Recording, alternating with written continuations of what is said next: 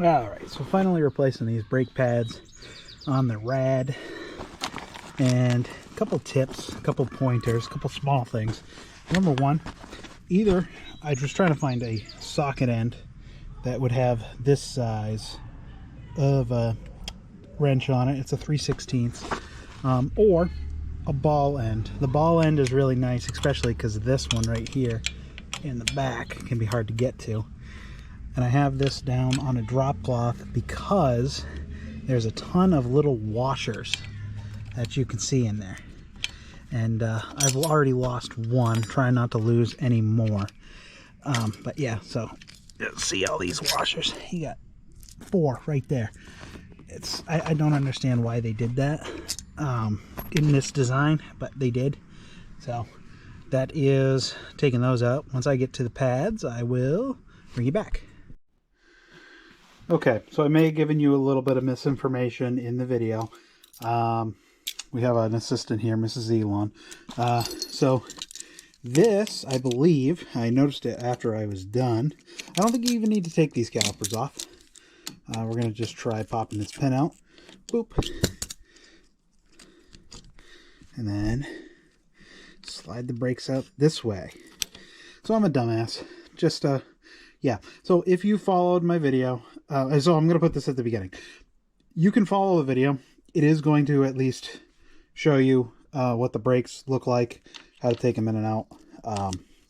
And if you ever need to take the calipers off, the way I did it in that video is the way to do it. And then obviously you got to make sure that you align everything.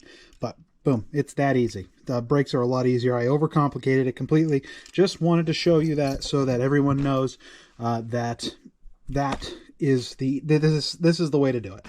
Don't go through the whole process that I do in the video. I'll show you it so that if any of you need to do the brakes on the rad, because I was having trouble finding videos for the brakes on the rad specifically, and now there is one, and it even will show my failure. So laugh at that if you want. Thank you.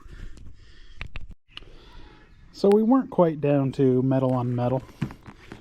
These are, you know, there's still some material there, but I mean, that's what it's supposed to look like. So yeah, we'll throw these new pads on. They're actually really, really simple. Let's bring them down here for a second. So you take this metal clip, put that like that. Just like that. It's like a little brake sandwich, and then you gotta shove it into that caliper. But pretty simple. And then you take this pin and you just have to bend one end once you get it in and through. I will show you in a second once I get it done. It actually just went back in really, really easily. Like I said, you take this cotter pin, you put it through, and then you get your little brake sandwich, and you just kind of have to get it back onto there, which sometimes can be the issue, but boom. All right, and then I just got to put my nuts and washer sandwich back together, which is a pain in the ass because, like I said, you got 4 of these. So generally, it looks like you have these 2 sit together. So it's usually 2 flats on the bottom and then 2 of these on the top that go that way. They point towards the bolt, so that they can sit on, I guess, a rounded edge on here. I guess there's a slight rounded edge. I don't really understand it. I don't know if Rad does.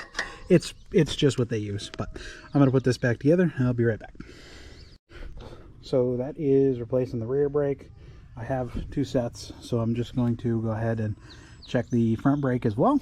And yeah, if everything looks good there, I think we'll just probably leave it. But that is how you replace these brakes.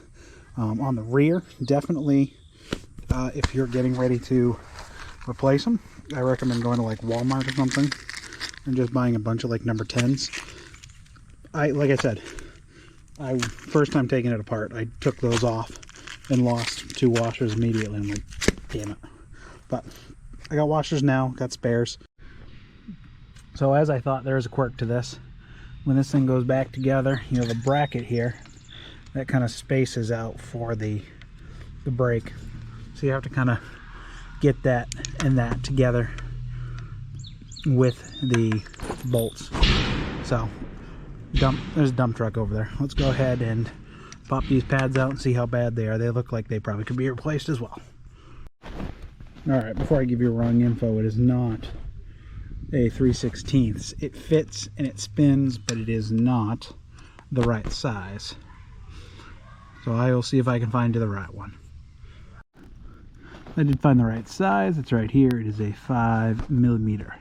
That is the one you're going to want for those bolts. Both show. Alright, another mistake I just made. So the top bolt is actually longer than the bottom bolt. I don't know how I missed that, but I did. Just small things. I'm trying to help you so that you don't make the same mistake I do. So that's pretty simple actually. It's just a top bolt is long, bottom bolt short. So easy fix. So didn't end up needing any of these washers, but where I've lost them in the past, I still think they're good to have. The brakes are good. I actually didn't change the brakes up front here. Left those as the older ones.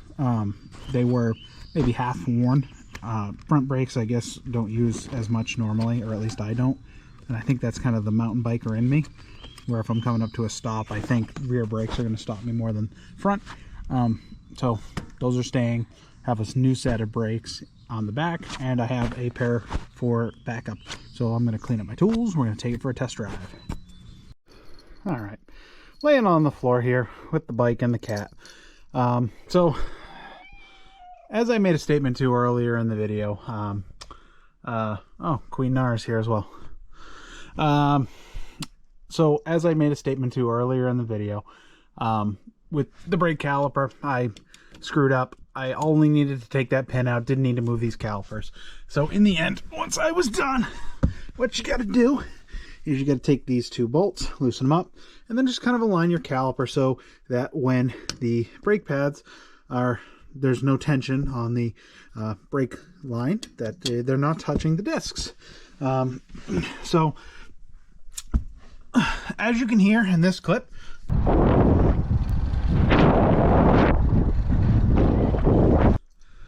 we had a little bit of road noise, which is fine. Wasn't too detrimental to the rotors, wasn't too detrimental to the pads. And in all that, I just want to make the statement that while I know I probably could have had someone else do it and I wouldn't have had to go through those issues, I just want everyone to know that bikes are relatively simple. All it takes is a little bit of time and a little bit of research, and you can do pretty much any project on your bike you need to do, save for maybe a couple things. But doing brakes, tires, wheels, all that stuff you can do if you so want to. And you know, I saw a lot of videos about when people first got their rad bikes, they would take them, bring them to their local bike shop and have them put them together. And for me, it just felt wrong. I like to own my bikes, work on my bikes. So sometimes you do projects like this and you get them wrong. Unfortunately, I captured this one on video, and I still plan to publish this. I don't see any issue with doing it that way. I jumped into something, maybe hadn't done enough research, and in the end, still got the same product.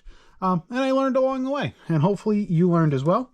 Hopefully you enjoyed it. If you did, please leave it a like, and hopefully you got the brakes replaced on your rad as well, and we'll see you all next time. Yep, I see it. Take that and kick it over this way. It's sitting at an angle.